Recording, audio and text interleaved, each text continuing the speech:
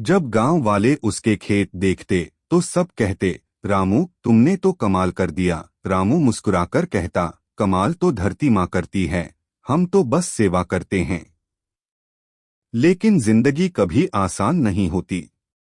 जब फसल लगभग तैयार थी, तभी अचानक टिड्डियों का झुंड गांव पर टूट पड़ा। कई किसानों की फसल बर्बाद हो गई।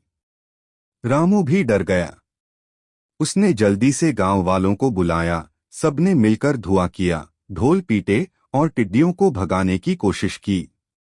2 दिन तक सबने एकजुट होकर काम किया। आखिरकार टिड्डियां चली गईं। हालांकि थोड़ी बहुत फसल खराब हुई, पर ज्यादातर बच गई।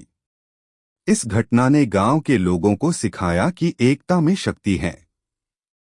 जब फसल तैयार हुई तो पूरे गांव में जैसे त्योहार का माहौल था।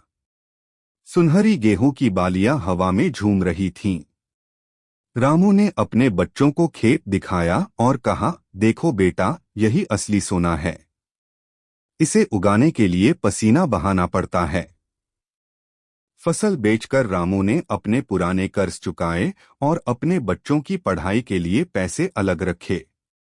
अब वह चाहता था कि उसका बेटा मोहन पढ़ लिख कर बड़ा आदमी बने, ताकि उसे वही तकलीफें न झेलनी पड़े जो उसने झेली थीं।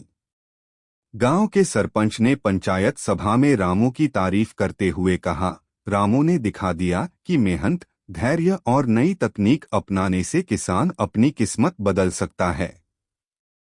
रामू अब एक समझदार किसान बन चुका था। उसने सीखा कि सिर्फ मेहनत ही नहीं, समझदारी से काम करना भी जरूरी है।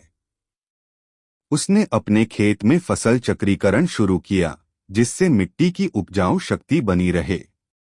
वह हर महीने कृषि विभाग की बैठक में जाता, नई जानकारी सीखता और गांव के अन्य किसानों को भी समझाता। अब गांव के लोग उसे रामू मास्टर कहकर बुलाने लगे।